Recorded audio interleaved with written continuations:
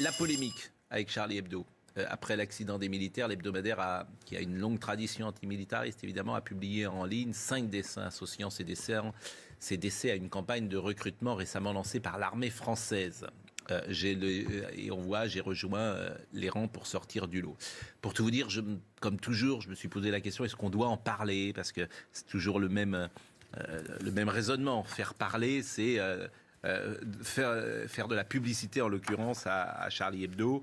Et on sait également ce qu'a subi Charlie Hebdo, donc c'est tout à fait particulier de parler de ça. Mais il se trouve que Thierry Burkhardt, qui est le patron de l'armée de terre, a réagi. À partir du moment où le patron de l'armée de terre réagit, je pense que nous devons souligner cette information. Et il a dit: le temps du deuil de ces familles a été sali par des caricatures terriblement outrageantes dont votre journal a assuré la diffusion. Et la réponse de Riss, qui lui-même a souffert dans sa chair de l'attentat de Charlie Hebdo. Qui vit sous protection. Et qui vit sous protection. Notre journal se doit de rester fidèle à son esprit satirique, parfois provocateur. Cela ne signifie nullement qu'il mésestime le dévouement de ceux qui se battent pour défendre des valeurs au service de tous. Nous tenions à vous le dire, ainsi qu'aux familles des victimes.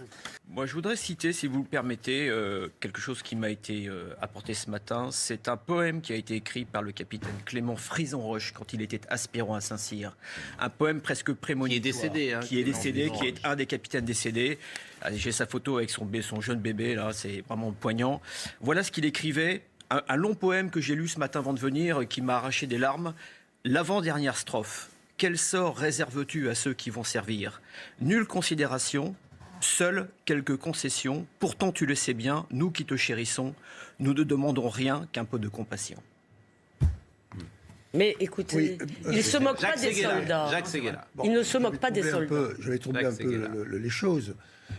Bien sûr qu'il faut rire de tout, et on doit rire de tout, et que Charlie Hebdo c'est pas drôle, est dans son rôle. Là, en l'espèce, c'est provoqué de tout, mais c'est pas drôle. Mais il y a quand même un problème de timing. Oui. On peut quand même protéger le deuil. Qu'est-ce qu'ont dû penser les fiancés, les parents de ces soldats qui sont morts pour nous défendre, quand ils ont vu, on pouvait attendre une semaine, on pouvait attendre 15 jours.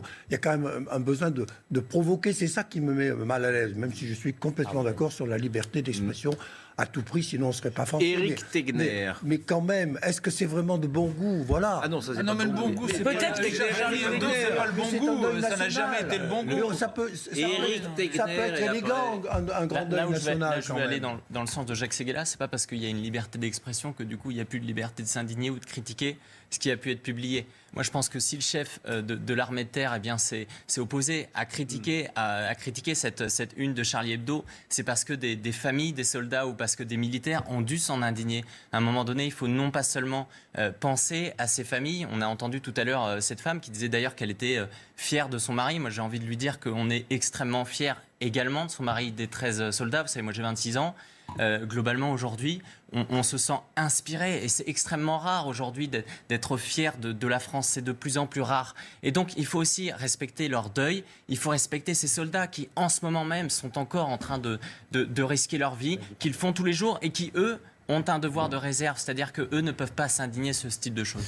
On va marquer une pause, sauf si Bernard Debré veut conclure cette première partie. Non, je voudrais conclure en disant que c'est absolument ignoble comme image, comme idée, bon. Mais c'est la liberté. Et malheureusement, voilà, on peut laisser... Ça pouvait attendre 15 jours, enfin. Bon. Général Bertrand Rachmadou, comment vous avez réagi en voyant ces caricatures? J'ai été indigné comme tout le monde, comme je pense une majorité de Français, car je pense que cette revue s'adresse à une petite minorité, à une clientèle que je qualifierais un peu d'anarchistes. C'est les héritiers de ceux qui lisaient un journal bête et méchant, il y a quelques années. Eh ben, c'est pas drôle et très méchant. Et je salue le général Burkhardt qui a eu le courage de prendre sa plume pour éveiller l'attention des Français sur le fait qu'au nom de la liberté d'expression, des gens que je qualifierais de non responsables en des circonstances comme aujourd'hui, eh bien, sont capables, car ça va passer sur les réseaux sociaux, des enfants qui n'avaient pas encore vu leur père, le corps de leur père revenir, ont pu tomber pendant le week-end sur ces images-là. C'est complètement indigne. Sénateur. Bien évidemment, la liberté d'expression de la presse est systématiquement respectée. Ceci posé, je trouve que le moment dans lequel ces caricatures interviennent est absolument lamentable et inconvenante. Moi, personnellement, j'étais dans la rue quand il s'est agi de manifester sa solidarité pour Charlie Hebdo, qui n'est absolument pas, qui ne représente pas fatalement les valeurs auxquelles je crois. Mais j'y étais par solidarité, parce que je pensais qu'on n'avait pas le droit de toucher à la liberté de la presse comme on l'avait fait. Et je pense qu'en parallélisme, Charlie Hebdo pourrait aussi respecter les familles qui accueillent aujourd'hui le corps de leur enfant, le corps de leur conjoint, et je trouve ça parfaitement indécent. Vous vouliez rajouter un mot, général? Oui, simplement pour dire qu'ils n'ont pas beaucoup de mémoire, parce qu'en 2015, quand ils ont été frappés, comme vous le disiez, monsieur le sénateur, toute la France a été derrière eux. Les gens ont été très généreux, ont renfloué les caisses. D'un journal qui était très en difficulté.